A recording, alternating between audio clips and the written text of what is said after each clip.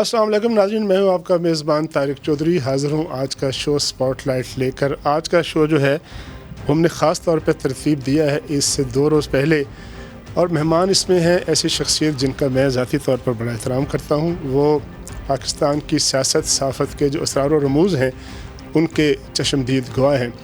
माहिर तालीम हैं, उस्ताद हैं, तारीख़दान हैं, कॉलमिस्ट हैं और शायर भी हैं, और अब गुज़श्ता कुछ अरसे से बाकायदा तौर पर सियासत के मैदान में कदम रख चुके हैं। मेरे साथ आज मौजूद हैं। मैंने इसलिए कोई ज़्यादा तमहीद, ज़्यादा तारफ़ नहीं कराया कि शख्सियत जो है वो इतनी हमाजहत है कि जब वो आपके सामने होंगे और उनके साथ गुफ्तगू का सिलसिला चलेगा तो फिर आश्कार हो जाएगा कि मेरा आज उनको दावत देने का क्या मकसद है। मेरे साथ मौजूद हैं सेनेटर इरफान सिद्दीकी साहब। ताल्लुक़ आपका पाकिस्तान मुस्लिम लीग नून से है और चेयरमैन है कमेटी बाय फेडरल एजुकेशन और प्रोफेशनल ट्रेनिंग के। कॉलम आप उनके पढ़ते रहते हैं, लेकिन अब कॉलम जो है उनके मुसलसल नहीं आते, बल्कि जुज़ वक्ती तौर पर कभी कभार कॉलम जब वक्त उनको मिलता है अपनी सियासत की मसरूफियात से तो उस वक्त वो लिखते हैं। लेकिन जब भी उनका कॉलम आता है तो वो कई रोज़ आने वाले कई हफ़्तों तक जो है वो एक सियासत के मैदान में तलातम बर्पा करता है। चूँकि एक तवील अरसे से वो फॉर्मर सदर जो थे रफ़ीक तारड़ साहब मरहूम, उनके प्रेस सेक्रेटरी रहे। नवाज शरीफ साहब के साथ बड़ी कुर्बत के साथ, बड़ी करीबी मशीर के तौर पर काम किया, तो बहुत से उतार चढ़ाव जो हैं गुज़श्ता 15-20 सालों के उनसे वो वाकिफ़ हैं। इरफान सिद्दीकी साहब, आपको खुशामदीद कहता हूँ और शुरू करूँगा मैं नवाज शरीफ साहब की मसरूफियात से। नवाज शरीफ साहब जो हैं तवील अरसे के बाद निकले हैं यूके से और दुबई आए, और दुबई आकर उन्होंने क़याम किया हुआ है गुज़श्ता कई रोज़ से। कहा जाता है कि पाकिस्तान पीपल्स पार्टी और मुस्लिम लीग नून के साथ और आने वाले दिनों में दीगर जमातों के साथ कोई नया जो है एक मिसाक जो है वो ज़ेर बहस है, उसके खदो खाल तय किए जा रहे हैं। अगर ये दुरुस्त है तो वो मिसाक, वो आने वाले दिनों की नक्शा गरी जो है वो क्या है, उस पर कुछ रोशनी डालिए। बहुत शुक्रिया तारिक साहब, आपने बड़े अच्छे कलिमात मेरे बारे में इस्तेमाल किए। आपका हुस्न ज़न है। जहाँ तक आपके सवाल का ताल्लुक़ है, ज़ाहिर है कि नवाज़ शरीफ एक बड़ी शख्सियत हैं सियासत के मैदान में। 3 दफ़ा वज़ीर आज़म रहे हैं और बड़े नशेब व फराज से भी गुज़रे हैं, मुश्किलात से भी गुज़रे हैं। मुश्किलात का सिलसिला अब भी आज भी जारी है। तो जब वो लंदन में होते हैं तो लंदन में भी बहुत से सियासतदान जो आते जाते रहते हैं, मुख्तलिफ़ जमातों से ताल्लुक़ रखने वाले, वो भी उनसे मिलते रहते हैं, अपनी जमात के लोग भी मिलते रहते हैं। आजकल वो दुबई आए हुए हैं और मरियम भी यहाँ से गई हुई हैं, जरदारी साहब भी पहुँच गए हैं, बिलावल भी वहाँ हैं। तो इन जमातों की तारीख़ पे आपकी भी बड़ी नज़र है। ये बड़ी सख्त एक दूसरे के मुखालिफ और मुतहारिब जमातें रही हैं, ख़ास तौर पे इंतखाबात के मैदान में, सियासत के मैदान में बड़ी तल्ख़ तारीख़ है इनकी। लेकिन इस तल्ख़ तारीख़ के साथ साथ इनकी एक बड़ी मुस्बत तारीख़ भी है, और वो मुस्बत तारीख़ शुरू होती है मियाँ नवाज़ शरीफ साहब के दौर से, जब मोहतरमा बेनज़ीर भुट्टो कायदे हिज़्ब इख्तिलाफ़ थी, फिर 13वीं तरमीम हुई, 14वीं तरमीम हुई। मुझे वो मनाज़िर याद हैं कि उन तरामीम के लिए कोई मुखालफत नहीं हुई, दोनों तरफ से कायदे हिज़्ब इख्तिलाफ़ भी तारीफ़ कर रहे हैं, कायदे ऐवान भी तारीफ़ कर रहे हैं। फिर मीसाक़े जमहूरियत एक बहुत बड़ी पेशरफ़्त थी जो दोनों के दरमियान हुई, और मेरा ख़्याल है बहुत से लोगों को इल्म नहीं है कि बहुत ही खुशगवार और बहुत ही अच्छे मरासिम कायम हो गए थे मियाँ साहब के दरमियान और मोहतरमा के दरमियान। ताकि मुझे याद है कि मोहतरमा किसी फंक्शन में ख़िताब कर रही थी और उन्होंने हल्के नीले रंग के शायद कपड़े पहने हुए थे, तो मियाँ साहब कहने लगे कि मोहतरमा बड़ी अच्छी लग रही हैं टीवी पे। तो उन्होंने फ़ोन उठा के उन्हें कहा कि मोहतरमा आप इस रंग में बड़ी, तो इस हद तक उनके दरमियान एक रिश्ता कायम हो गया था जो बड़ा मुस्बत था। और आपको ये भी पता है कि जिस दिन मोहतरमा शहीद हुई और शहादत से चंद लम्हे पहले जो उन्होंने अपनी नाहिद ख़ान जो सेक्रेटरी हैं उनसे कहा कि मेरी मियाँ साहब से बात कराओ, तो वो बात तो नहीं हो सकी, और मियाँ साहब उनकी शहादत पे वहाँ पहुँचने वाले हॉस्पिटल में पहली शख्सियत थी। तो कहने का मतलब इस पस मंज़र का ये है कि इन दोनों जमातों की मुतहारिब तारीख़ भी है और बड़ी इंटीमेट तारीख़ भी है, बड़ी मुस्बत तारीख़ भी है। तो अब जरदारी साहब वहाँ हैं, बिलावल हैं, मरियम हैं, गोया آنے والی مستقبل کی قیادت بھی ہے، اور جو قیادت اب سنجیدہ ان مراحل سے گزر چکی ہے اور عمر رسیدہ ہو چلی ہے، وہ قیادت بھی موجود ہے. تو یقیناً 4-5 موضوعات ہیں جن پہ بات ہو سکتی ہے. کیئر ٹیکر سیٹ اپ پہ بات ہو سکتی ہے، آنے والے انتخابات کے حوالے سے کہ اسمبلی توڑنی ہے یا اسمبلی کی تکمیل ہونی ہے، اس پہ بات ہو سکتی ہے. انتخابات کے اندر کسی طرح کے باہمی رشتے یا باہمی تعلق پہ بات ہو سکتی ہے. مجھے چونکہ میں پریوی نہیں ہوں ان چیزوں سے، تو میں نہیں کہہ سکتا کہ بالخصوص کس موضوع پہ بات ہو رہی ہے، لیکن اس میں سے کوئی بہت زیادہ معنی نہیں نکالنے چاہیے. میری ذاتی رائے یہ ہے کہ مسلم لیگ نون آنے والے انتخابات میں وہ اپنے زور بازو پہ ہی انتخاب لڑنا چاہے گی، اور اگر کوئی کہیں پہ اکا دکا کوئی انڈرسٹینڈنگ ہو جاتی ہے تو ہو جاتی ہے، لیکن کوئی انتخابی الائنس مجھے ہوتا نظر نہیں آتا. یہ خیر سگالی کی ملاقاتیں ہیں. آپ کا جو کالم ہے وہ میں نے پڑھا، اس میں آپ نے ایک اشارہ کیا کہ اس وقت جو ان کی موجودگی ہے وہ سیاست کی بجائے معیشت سے وابستہ ہے، زیادہ وہ اس پر زور ان کا. اور یہ بھی خبریں ہیں، آپ نے بھی انڈیکیٹ کیا اور لوگ بھی انڈیکیٹ کرتے ہیں کہ میاں صاحب کی کوشش ہے کہ کوئی 5-6 ارب ڈالر کی جو 2 ممالک کی سرمایہ کاری ہے اس کو انشور کیا جائے. تو اس لیے وہ وہاں بیٹھ کے اپنا ذاتی ریسورس استعمال کر کے آنے والے دنوں میں اس کو انشور کرنا چاہتے ہیں. تو یہ بات درست ہے کہ ان کا فوکس جو ہے وہ معیشت پر ہے اس وقت زیادہ. جی یہ بالکل 100% درست ہے. میاں صاحب کا بہت بڑا کنسرن ہے جو ہمارے موجودہ معاشی حالات ہیں ان کے حوالے سے. اور زرداری صاحب بھی آپ کو پتہ ہے کہ ابھی 2 دن پہلے لاہور میں انہوں نے تاجروں سے، بزنس مینوں سے ملاقات کی اور اپنا کنسرن ظاہر کیا. تو دونوں لیڈر اس معاملے میں متفق ہیں. پھر حال ہی میں جو ایک فیسیلیٹیشن کونسل بنی ہے وزیر اعظم کی سربراہی میں، فوج بھی اس کا حصہ ہے. تو میرا خیال یہ ہے کہ ایک ہمہ جیسی ایفرٹ جس کو آپ میثاق جمہوریت کی طرف، میثاق معیشت کی طرف بڑھتا ہوا ایک قدم کہہ سکتے ہیں، وہ دکھائی دے رہی ہے.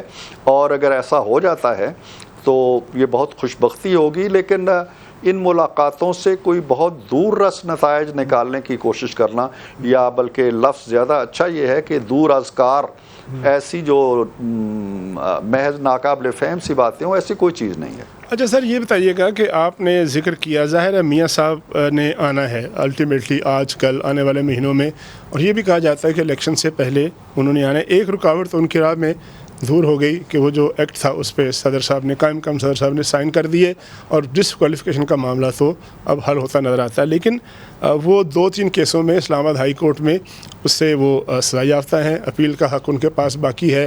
اس میں ان کو وہ ان کی انشور کی ہوئی عدالت نے کہ جب وہ آئیں گے ان کو سرنڈر کرنا پڑے گا.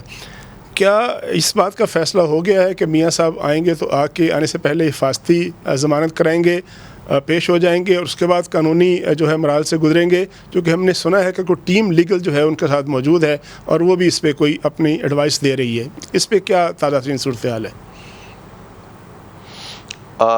جی چودھری صاحب، میرا خیال یہ ہے، اور میں جس حد تک میاں صاحب کو جانتا ہوں مجھے یقین ہے کہ وہ آئیں گے، اور اس ذہن کے ساتھ آئیں گے کہ اگر انہیں حفاظتی بیل ملتی ہے تو بھی، اگر حفاظتی بیل نہیں ملتی اور جیل جانا پڑتا ہے تو اس کے لیے بھی انہیں کوئی قباحت نہیں ہوگی. وہ ذہنی آمادگی کے ساتھ آئیں گے کہ جیل جانا پڑتا ہے تو جائیں گے، جیسا کہ ماضی میں جاتے رہے ہیں. سیاستدانوں کو، اور خاص طور پہ یہ جو کونا مشق سیاستدان اب ہو چلے ہیں، زرداری صاحب ہیں یا میاں صاحب ہیں، ان کو جیلوں سے تو اب کوئی ڈر خوف ہے نہیں. لیکن ایک کیس جو مریم صاحبہ کا طیب آ گیا ہے، اس میں عدالت نے یہ فیصلے میں لکھا تھا کہ چونکہ نواز شریف صاحب کا ایون فیلڈ کے جو فلیٹس ہیں یا جو ایسٹس ہیں وہاں پر، ان کے ساتھ کوئی تعلق ثابت، جی ہاں، جو تعلق ان کا ثابت نہیں ہوتا، لہٰذا مریم کا فیسیلیٹیٹ کرنے والا جو معاملہ ہے وہ سوال ہی پیدا نہیں ہوتا. تو وہ کیس تو آلموسٹ حل ہے، لیکن بہرحال میاں صاحب کو اس میں سے گزرنا ہے. اور اسی طرح باقی کیسوں کی بھی نوعیت وہ قانونی تقاضے تو پورے کریں گے. اچھا سر، جو کہ ہم نے کوئی شارٹ کٹ نہیں لیں گے. ہم نے بریک پہ جانا، لیکن بریک سے پہلے ایک مسٹری جو کہ ان کی گرفتاری اور ان کی واپسی کا ذکر ہو رہا ہے، اور وہ سارا چیزیں جو ہیں وہ ذہن کے سامنے گھومتی ہیں. مختصر جواب دیجیے گا. یہ کہا جاتا رہا کہ میاں صاحب چلے گئے، کسی نے کہا 50 روپے کا اسٹامپ پیپر چلے گئے، کسی نے کہا جی وہ سرٹیفکیٹ دکھا کر چلے گئے، لیکن بعد میں بہت سی ایسی باتیں سامنے آئیں، الزام تراشیاں بھی ہوئیں. یہ بتائیے گا کہ ان کے جانے میں باجوہ صاحب جو تھے فیسیلیٹیٹر تھے، اب پی ٹی آئی کے کچھ لوگ کہہ رہے ہیں کہ ان کو بھجوانے کے ذمہ دار یا بھجوانے کے خواہش مند جو تھے، جو چاہتا تھا کہ وہ چلے جائیں. شوی صاحب میں وثوق کے ساتھ تو نہیں کہہ سکتا، لیکن حالات و واقعات آپ کے سامنے ہیں. ان کے جو بیماری کی شدید نوعیت ابھر کے سامنے آئی تھی، اس پہ کے ڈاکٹر ہیں، ڈاکٹر فیصل کو انہوں نے لگایا اس کام پہ، انہوں نے بھی تصدیق کی. تو میرا خیال یہ ہے کہ اتنے بڑے لیڈر کے حوالے سے ایک سیریس بیماری کا اٹھانا وہ نہ فوج کے لیے کوئی زیادہ خوش آئند بات تھی، نہ ہی صاحب کے لیے تھی. تو دونوں میں یہ ایک ہمانگی، ویسے بھی وہ ایک پیج پہ رہتے تھے، یہ پائی جاتی تھی کہ ان کو علاج کا موقع دینا چاہیے، یہ باہر جائیں. اگر خدا نخواستہ یہاں ہاسپٹل میں پڑے ان کی حالت غیر ہو گئی یا کوئی مسائل پیدا ہو گئے تو اچھا نہیں ہوگا. تو یہ ان کا مشترکہ فیصلہ تھا. اس وقت کی جو فوجی قیادت تھی اور جو سیولین قیادت تھی. ہم بریک لیتے ہیں، بریک کے بعد ہمارا جو اگلے سیگمنٹ ہیں اس میں آنے والے دنوں کی اور کچھ ماضی کے واقعات جن کے بارے میں پوری معلومات جو ہیں وہ ابھی تک سربستہ راز ہیں، کچھ باتیں سامنے آتی ہیں، ان کے بارے میں اپنے مہمان سے بات کریں گے.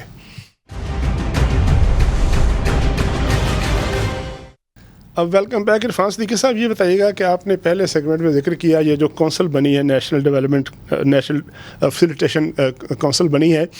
میں پڑھ رہا تھا آپ کا کالم بھی، اس میں آپ نے شاردن ذکر بھی کیا، تو اس سے میرے ذہن میں ایک سوال یہ پیدا ہوتا ہے کہ ماضی میں بہت سالوں سے ہمارے یہاں ڈبیٹ تھی کہ جو فوج ہے اس کو ہمارا جو کاروبار حکومت ہے اس میں کوئی باقاعدہ طور پر کردار دے دیا جائے ہماری تاریخ کو سامنے رکھتے ہوئے.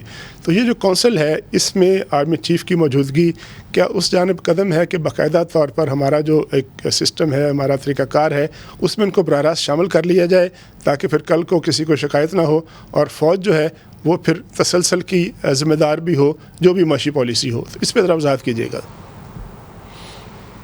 دیکھیے جوئی صاحب، میرا خیال ہے کہ اتنے معنی نہیں لینے چاہیے دور کے. یہ جو اقدام ہے یہ کوئی آئینی ادارہ قائم نہیں ہوا ہے. ایک حکومتی لیول پہ ایک کونسل بنی ہے جس کا ایک مینڈیٹ ہے. نئی حکومت آئے گی وہ اس میں نئے مینڈیٹ بھی شامل کر سکتی ہے اور بھی بنا سکتی ہے. اس وقت ضرورت اس بات کی ہے جس کو محسوس کیا گیا ہے، فوج نے بھی اسے محسوس کیا ہے اور سول حکومت تو اس آگ میں خود جل رہی ہے کہ جو معیشت کی صورتحال ہے وہ بہت بگڑی ہوئی ہے. ہمارے پاس جیسا میں نے آج کالم میں لکھا ہے کہ 4 ارب ڈالر کے قریب ذخائر ہیں اور $4.25 ارب ہمیں دسمبر تک ادا کرنے ہیں. تو اگر صورتحال یہی رہتی ہے اور کوئی نئی تبدیلی نہیں آتی ہے تو آپ اندازہ کر سکتے ہیں کہ دسمبر کے بعد یا جو بھی الیکشن کے بعد حکومت آتی ہے اسے کتنے شدید مسائل کا سامنا ہوگا. تو ماضی میں بھی آپ نے دیکھا ہے فوٹف کے چیئرمین صاحب کے دور میں ایک کردار رہا ہے، پی ٹی آئی کے جو چیئرمین تھے ان کا ایک کردار رول رہا ہے اور فوج کا بھی ایک رول رہا ہے. اسی طرح بہت سے دوسرے معاملات میں بھی فوج کردار ادا کرتی رہتی ہے. سیلاب آتے ہیں یا اور مشکلات آتی ہیں، ایون انہوں نے کووڈ کے دنوں میں بڑا ایک کردار ادا کیا ہے، پولیو کے حوالے سے ان کا کردار رہتا ہے. تو یہ معیشت کی بحالی کے حوالے سے ایک سہولت کاری کا محسوس یہ کیا گیا ہے کہ اچھی مضبوط ایڈمنسٹریشن کر سکتے ہیں اور معاملات کو بیوروکریٹک جو ہرڈلز ہوتی ہیں اور باٹل نیکس ہوتی ہیں ان سے بچا کے معاملے کو آگے بڑھا سکتے ہیں. تو یہ ایک طرح کا انتظامی رول اس کونسل کے اندر ان کو ضرور دیا گیا ہے اور اس طرح کے رول میں کوئی حرج نہیں ہے. یہ میں سمجھتا ہوں کہ فوج کی سوچ کے اندر بھی بڑی تبدیلی ہے کہ بجائے اس کے کہ وہ پالیٹکس کے اندر اپنے پاؤں دسائے، بجائے اس کے کہ وہ اپنے مورے بنائے، بجائے اس کے کہ وہ کسی کو ہٹائے کسی کو لائے، وہ جو مشترکہ قومی اہداف اور مقاصد ہیں ان میں اپنا کردار ادا کرے اور یہ اسی کی ایک کوشش ہے. اچھا سر، گزشتہ دور میں ہم سنتے تھے کہ جی ایک 15 سال اقتدار کا منصوبہ ہے، میں وزیر اعظم بنوں گا تو میں فلاں کو چیف بناؤں گا، پھر جب وہ چیف آئے گا تو پھر مجھے وزیر اعظم بنائے گا اور پھر میں اس کو پھر دوبارہ جو ہے وہ چیف بناؤں گا. ایک منصوبہ تھا جس میں توسیع بھی شامل تھی، جس میں کچھ شخصیات کا نام بھی تھا، کچھ ٹائم لائن بھی تھی. آپ یہ بتائیے گا کہ وہ جو توسیع دینے کا ایک منصوبہ تھا وہ تو، اور وہ جو 15 سال کا منصوبہ تو 2022 میں اپریل میں ختم ہو گیا، وہ کون سی بنیادی ایک چیز تھی، ایک ایسا ایلیمنٹ تھا، ون لائنر تھا، جس نے اس 15 سالہ منصوبے کے جو تار و پود تھے اس کو بکھیر کر رکھ دیا؟ مین وجہ کیا تھی آپ کے خیال میں؟ چوئی صاحب، میں دو ٹوک انداز میں تو شاید بات کرنا بڑا مشکل ہو کہ ایک خاص وجہ یہ تھی، لیکن اس میں جو اس وقت کی پولیٹیکل لیڈرشپ تھی، اس کی جو شیلونیس ہے، اس کا جو سطحی پن ہے، اس کا جو معاملات کو ایک کھیل تماشے کی طرح نبھانا تھا، یا کسی کو کہنا کہ جی یہ آئی ایس آئی کا اگر چیف ہے، سربراہ ہے، تو یہی رہنا چاہیے اور اس کے علاوہ کسی کو نہیں آنا چاہیے، یا پھر صبح بیٹھنا اور بجائے اس کے کہ یہ طے کرنا کہ ہمارے ملک کے کیا منصوبے ہونے چاہیے، بجلی کا مسئلہ کیسے حل کریں، دہشت گردی پہ کیسے قابو پائیں، یہ کہنا اور یہ سوچنا کہ جی کس کو آج گرفتار کرنا ہے، کس کے خلاف کیس بنانا ہے، کس کا پنکھا اتارنا ہے، کس کے اے سی کو ہم نے اتارنا ہے، تو یہ ترجیحات رہی تھی۔ تو جب اکانومی بالکل پاتال پہ پہنچ گئی، ڈوبنے لگی، اور اس کی ہیٹ جو ہے وہ اس ادارے تک بھی پہنچ گئی جو ادارہ اس کا پشت پناہ تھا، تو پھر میرا خیال ہے ضروری سمجھا گیا کہ اب یہ معاملہ اگر 1-2 ماہ بھی چلا تو بات آگے نہیں بڑھے گی۔ اس کے ساتھ ساتھ جو ان کے اتحادی تھے وہ جب حلقوں میں جاتے تھے تو گالی پڑتی تھی، وہ بھی بڑے بیزار ہو گئے۔ تو آپ کو معلوم ہے کہ یہ بات آئی تھی کہ جی کہ ہمارے بجٹ منظور کرانے کے لیے، ہماری قانون سازی کے لیے بندے پورے کرنے کا کام فلاں ایجنسی کرتی تھی۔ تو آل ان آل ایک مایوسی کی لہر پیدا ہو چکی تھی، ساتھی ٹوٹ رہے تھے، اور پھر وہ نوبت آ گئی کہ عدم اعتماد ہو گئی۔ عدم اعتماد ہونا کوئی تاریخ میں کوئی ایسی چیز انہونی چیز نہیں ہے، وہ آپ تصور کیجئے۔ جی ہاں، اور چوئی صاحب آپ تصور کیجئے کہ اگر بہت 2 یا 3 ووٹوں سے شہباز صاحب کی حکومت قائم ہوئی، اگر ایک توانا اپوزیشن موجود رہتی، وہ اپنا کردار ادا کرتی، اسمبلی سے نہ نکلتی، استعفے نہ دیتے، اس کے بعد پھر پنجاب اسمبلی نہ توڑی جاتی، کے پی اسمبلی نہ توڑی جاتی، 4 صوبوں میں اس پارٹی کی حکومت ہوتی، 4 جگہوں پہ حکومت ہوتی، گلگت میں ہوتی، آزاد کشمیر میں ہوتی، 2 ان صوبوں میں بھی ہوتی، مرکز میں بھی وہ ایک بڑی توانا اپوزیشن ہوتی، تو سینیریو مختلف ہوتا۔ یعنی آپ کے خیال میں،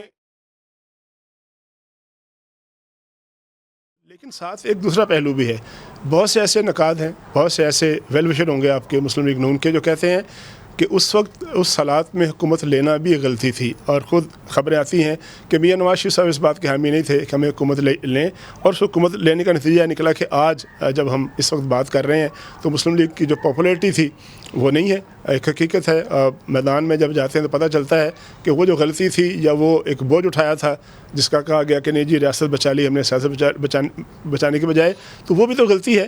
یہ درست ہے کہ میاں صاحب اس کے حامی نہیں تھے، اور اس غلطی کو آج محسوس کیا جا رہا ہے مسلم لیگ نون کے حلقوں میں۔ جی چوئی صاحب، بڑا اچھا سوال ہے آپ کا۔ میاں صاحب یقیناً حکومت کے تسلسل کے وہ یہ چاہتے تھے کہ عدم اعتماد ہو جائے، بے شک، اس کے بعد حکومت بنے، اس کے بعد اعلان کر دیا جائے، اسمبلی توڑ دی جائے، اور الیکشن کی طرف ہم چلے جائیں۔ یہ ان کی رائے تھی، اور اس رائے سے ابتدائی طور پر اختلاف کرنے کے باوجود اتفاق کر لیا تھا پیپلز پارٹی نے بھی، اور مولانا نے بھی، اور دیگر جماعتوں نے بھی۔ اور مئی کے وسط کے لگ بھگ، مئی 2022 کی میں بات کر رہا ہوں، اس کے وسط تک، یعنی حکومت بننے کے تقریباً 1 ماہ کے اندر جو پی ٹی آئی کے چیئرمین تھے ان کو کنوے کر دیا گیا تھا کہ یہ الیکشن، اب اسمبلی ٹوٹ رہی ہے اور 2 ماہ بعد الیکشن ہو جائیں گے۔ باجوہ صاحب پھر وہ راضی نہیں ہوئے، اس کے ساتھ ایگری نہیں کیا انہوں نے؟ نہیں، وہ راضی ہو گئے، لیکن انہوں نے اپنے طور پر یہ پلان بنایا کہ میں اس کا کریڈٹ ان کو نہیں دوں گا، میں چڑھائی کروں گا اسلام آباد، میرے دباؤ کے نتیجے میں یہ تاثر یہ جاننا چاہ رہے تھے کہ میرے دباؤ کے نتیجے میں یہ فیصلہ ہوا ہے۔ جی ہاں، جو پھر اس کے بعد جب یہ پیغام ملا تو پھر نواز شریف صاحب نے کہا کہ نو وے، اب اگر وہ اس طرح سے اسمبلیاں توڑوا کے ہم پہ بزور مسلط کر رہا ہے اپنا فیصلہ، تو آپ حکومت کریں، جو بھی اس کے نتائج ہو، اور ملک کو اس دلدل سے نکالنے کی کوشش کریں۔ یہ ہے اس کی، تو گویا جس چیز کے لیے جی جی بڑک ہو رہی ہے الیکشن کی، اور اس کے لیے بہت کچھ کرنا پڑا تاکہ وہ 9 مئی پہ آ گئے. وہ انہیں پلیٹ میں رکھ کے ان کے اقتدار سے فارغ ہونے کے 1 ماہ کے بعد الیکشن پیش کیے جا رہے تھے. اب یہ کس کی بے حکمتی ہے، کس کی ضد ہے، کس کی ہٹ درمی ہے، یہ تاریخ فیصلہ کرے گی. اچھا 9 مئی پر ہم پھر بعد میں بات کریں گے، جو کہ میں نے بریک لیں، لیکن ایک بات ضرور بتائیے گا ہمیں کہ جب یہ بات ہوتی ہے تو ایسی چیزیں بھی سامنے آتی نہیں. بہت دفعہ آخری دنوں میں جب نئے آرمی چیف کی تقرری کا معاملہ چل رہا تھا تو پتہ چلا کہ شہباز صاحب بھی گئے اور ان کے ساتھ کچھ اور شخصیات بھی تھیں جن کے بارے میں کہا جاتا تھا کہ وہ ان کے قریبی تعلقات ہیں باجوہ صاحب سے. باجوہ صاحب کو پھر آخر میں مسلم لیگ نون کی طرف سے یا پی ڈی ایم کی طرف سے بھی آفر کی گئی تھی توسیع کی؟ آفر تو میں نہیں کہہ سکتا، لیکن چونکہ تاریخ کا ایک ریکارڈ ہے اور آپ نے ایک سوال پوچھا ہے، تو میں اپنی جو معلومات ہیں ان کی بنیاد پہ یہ کہہ سکتا ہوں کہ آفر تو پتہ نہیں ہم کہہ سکتے ہیں یا نہیں کہہ سکتے ہیں، لیکن ایگری کر لیا تھا ساری جماعتوں نے جی کہ ٹھیک ہے ان کو ایکسٹینشن دے دی جائے. اور اس ایگریمنٹ کو نواز شریف صاحب تک پہنچا بھی دیا گیا تھا کہ جی ساری جماعتیں، پیپلز پارٹی اور مولانا اور دیگر جماعتوں کا اتفاق ہے کہ ان کو، اور ایون پی ٹی آئی اس میں شامل تھی، کہ جی ان ساری جماعتوں کا اتفاق ہے کہ انہیں کچھ عرصے کے لیے اگلے الیکشن تک کے لیے توسیع دے دی جائے. تو پھر اس ایگریمنٹ کی راہ میں رکاوٹ کیا آئی؟ وہ ایگریمنٹ کیوں جو ہے وہ آگے نہ بڑھ سکا؟ وہ اس کی رکاوٹ سے صرف نواز شریف تھے. انہوں نے کہا جی کہ نو وے، 1 دن کی ایکسٹینشن بھی نہیں دی جا سکتی. پھر معاملات میں اتنی تلخی آئی، جو مجھے خود بتایا ہے میاں صاحب نے، بلکہ بتایا ہے مجھے، کہ یہاں تک بھی ایک دھمکی آئی جی کہ مارشل لا لگ جائے گا اگر اس موقع پہ ہم نے کوئی رکاوٹ ڈالی. تو انہوں نے کہا لگ جائے، مارشل لا لگتا ہے لگ جائے، لیکن اس پہ ہم سرنڈر نہیں کریں گے. میاں صاحب نے جو ہے اپنی ویٹو پاور، میاں صاحب نے ویٹو پاور استعمال کی کہ ایک تو یہ ہے کہ توسیع نہیں ہوگی. ویٹو پاور ہے، انہوں نے کہا جی کہ ایک لمحے، ہاں بالکل مارشل لا لگے، آپ کی حکومت جائے، آپ بھی جیلوں میں جائیں، ہم پھر جیلوں میں چلے جائیں گے، نو وے. یہ بڑی اہم بات ہے کہ جب میاں صاحب نے ایگری نہیں کیا، سر چونکہ ہم نے بریک لینی ہے، میاں صاحب نے جو کہ ایگری نہیں کیا تو پھر دھمکی بھی آئی کہ مارشل لگے گی، لیکن انہوں نے وہ اپنی بات پہ قائم رہے. ایک بریک لیتے ہیں، بریک کے بعد جو ہمارا آخری سیگمنٹ ہوگا اس میں تھوڑا تسلسل اس کا بھی رکھیں گے کہ جب نئے آرمی چیف کی تقرری تھی تو وہ پھر کس طرح ممکن ہوئی، اور کچھ باتیں کریں گے آنے والے دنوں کے حوالے سے، لیکن بریک کے بعد. ویلکم بیک عرفان صدیقی صاحب. جب آپ ماضی قریب کے کچھ اوراق جو ہیں ان کو ان کا جو ہے وہ ان کو پلٹ رہے ہیں، تو ایک پھر یہ بھی بتا دیجیے گا ساتھ ساتھ کہ اگین میں آپ کے کالم کا حوالہ دوں گا کہ آپ نے لکھا کہ جب نئے آرمی چیف حافظ عاصم منیر صاحب کی تقرری تھی تو اس کو بھی پھر الٹیمیٹلی میاں نواز شریف سے، جنہوں نے اس بات کی حمایت کی، تائید کی، اور انہوں نے کہا کہ ان کی تقرری، ایک تو یہ بتائیے گا کہ یہ درست ہے، اور دوسرا پھر ان کے اس فیصلے کے پیچھے حکمت کیا کار فرما تھی؟ حکمت تو کوئی ایسی نہیں تھی، سیدھا سادہ فارمولہ تھا، اور میاں صاحب کہتے تھے ہم تجربات کرتے رہتے ہیں اور اپنی ثوابدید پہ اپنی سمجھ بوجھ کے مطابق بڑی جانچ پرکھ کر کے چیف لگاتے ہیں، لیکن نتائج جو ہیں وہ بڑے مختلف نکلتے ہیں. تو اس دفعہ ہم اس طرح کی کوئی بات کرنے کے بجائے جو بھی سینئر موسٹ جرنیل ہے اس کو آرمی چیف لگا دیا جائے. تو سینیارٹی لسٹ پہ تو بہرحال حافظ عاصم منیر تھے. تو ان کی مخالفت کر رہے تھے جو فارمر پرائم منسٹر ہیں، چیئرمین پی ٹی اے کے، وہ ان کے مخالف تھے کہ ان کی تقرری نہیں ہونی چاہیے. وہ تو شدید مخالف تھے، وہ تو بہت مخالف تھے، اور انہوں نے تو ظاہر ہے کہ بعد میں 25 یا 26 نومبر کو یہاں دھرنا دینے کی بھی کوشش کی، پنڈی تشریف بھی لائے زخمی ہونے کے باوجود، اور بات نہیں بنی. لیکن دوسری طرف جو پی ڈی ایم تھی یا پی ڈی ایم کی جو جماعتیں تھیں وہ بھی کوئی بہت زیادہ کہنا چاہیے کہ پرجوش نہیں تھی ان کے بارے میں. اور میں یہاں ایک اور بات آپ کو بتاؤں کہ جو فوجی لیڈرشپ تھی اس وقت، جو باجوہ صاحب تھے، وہ خود بھی ان کا بھی انتخاب یہ نہیں تھا، ان کا بھی کسی اور کے بارے میں ان کی رائے بھی کچھ اور تھی، ان کی رائے کچھ اور تھی. انہوں نے اپنی رائے پہنچا بھی دی تھی، اور ان کے نزدیک جو موجودہ آرمی چیف ہیں ان کی تقرری کا امکان بڑا کم تھا. وہ کس کو بنانا چاہ رہے تھے؟ آل ان آل یہاں بھی وہ کس کو بنانا چاہ رہے تھے؟ میرا خیال یہ ہے، جو معلومات میری ہیں وہ شاید مجھے نام نہیں لینا چاہیے، لیکن وہ ان کو نہیں بنانا چاہ رہے تھے. تو لیکن یہاں بھی پھر میاں محمد نواز شریف نے کہا کہ نہیں، یہ کسی کا اختیار نہیں ہے، یہ پی ایم کا اختیار ہے اور ہم آپس میں مشورہ کریں گے.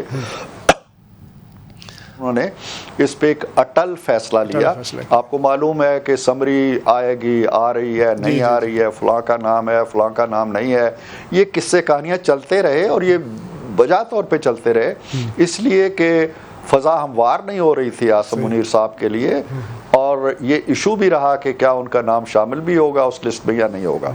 تو بہرحال اس میں جو بہت کارگر اور مؤثر اور فیصلہ کن کردار رہا ہے وہ اگین میاں محمد نواز شریف کا. اچھا سر، ابھی 9 مئی کے حوالے سے آپ نے ذکر کی، اس کے حوالے 2 باتیں جو میں الگ الگ پوچھنا چاہ رہا ہوں. ایک تو یہ ہے کہ اگر 2013 میں جب یہ دھرنا ہوا تھا اسلام آباد میں، پی ٹی وی پہ حملہ ہوا، سپریم کورٹ کے باہر جو وہ کپڑے پہ لٹکائے گئے، سرکاری افسروں کو مارا گیا، پارلیمنٹ ہاؤس پہ چڑھ دوڑے، اگر اس وقت میاں نواز شریف صاحب کی حکومت ان لوگوں کو جو اس کے ذمہ دار تھے، سیاسی غیر سیاسی کردار تھے، ان کے خلاف کارروائی کرتے یا کارروائی کی جاتی، تو پھر آپ سمجھتے ہیں کہ 9 مئی کے واقعات ہوتے، یا 9 مئی کا واقعہ جو تھا ہونا ہی تھا جو کہ اس وقت کارروائی نہیں ہوئی تھی؟ اس بات سے ایگری کرتے ہیں آپ؟ جی، اس وقت میں ایگری اس حد تک تو کرتا ہوں کہ اس وقت کارروائی نہیں ہوئی، لیکن میں اس سے نہیں کرتا ہوں کہ کارروائی کرنے کی کوشش نہیں کی گئی یا کارروائی کرنے کا سوچا نہیں گیا.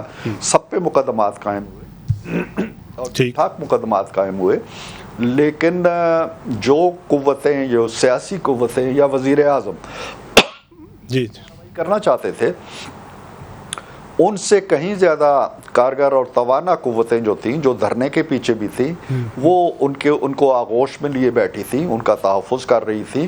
اور آپ کو یاد ہے وہ دن کہ جب وہ ان پہ اشتہاری بھی ہو گئے، اور اشتہاری ہونے کے باوجود وہ سپریم کورٹ میں ٹانگ رکھ کے ٹانگ پہ ٹانگ رکھ کے بیٹھتے تھے، اور جج صاحبان ان کی طرف دیکھتے اور مسکراتے رہتے تھے، اور کسی کو جرأت نہیں تھی کہ وہ ان پہ. تو ہمارے ہاتھ پاؤں اس لحاظ سے بندھے ہوئے تھے کہ ہم ان کے خلاف کارروائی کرنا چاہنے کے باوجود، آگے کی مثال آپ لے لیں نا، ہم نے مشرف کے بارے میں کتنی تگودو، کتنی کاوش کی، اور پہلی دفعہ کتنے ڈکٹیٹر گزرے، پہلی دفعہ ایک کورٹ قائم ہوئی، پہلی دفعہ چارج شیٹ ہوئی، پہلی دفعہ سزا بھی ہوئی.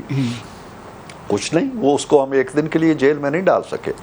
تو ہماری کمپلشنز ہوتی ہیں، مشکلات ہوتی ہیں جن کو آپ سمجھتے ہیں، اور اس کی پناہ گاہ جو تھی وہ ہماری خواہشوں سے یا ہماری کوششوں سے کہیں زیادہ مضبوط ان کو جو ہلکے ان کو سپورٹ کرتے ہیں. اب یہ ہے ایک جملہ چوہدری صاحب جی، اب یہ ہے کہ چونکہ اس نے ان پناہ گاہوں پہ حملہ کر دیا ہے، اس لیے آج کی حکومت کمزور ہو یا بالکل ہی کمزور ہو یا بالکل ہی ناتواں ہو، اس کے باوجود ایکشن ہو جائے گا، اس لیے کہ آگ ان گھروں تک چلی گئی ہے جو گھر اس کی پناہ گاہ ہے. اچھا سر، 2 مختصر سوال ہیں. ایک تو یہ بتائیے گا کہ جب بات ہوتی ہے 9 مئی کے واقعات کی، کل بھی پریس کانفرنس ہوئی بڑی طویل اور بات کی گئی ماسٹر مائنڈ ایک بھی ہو سکتا ہے، ایک سے زیادہ بھی ہو سکتے ہیں.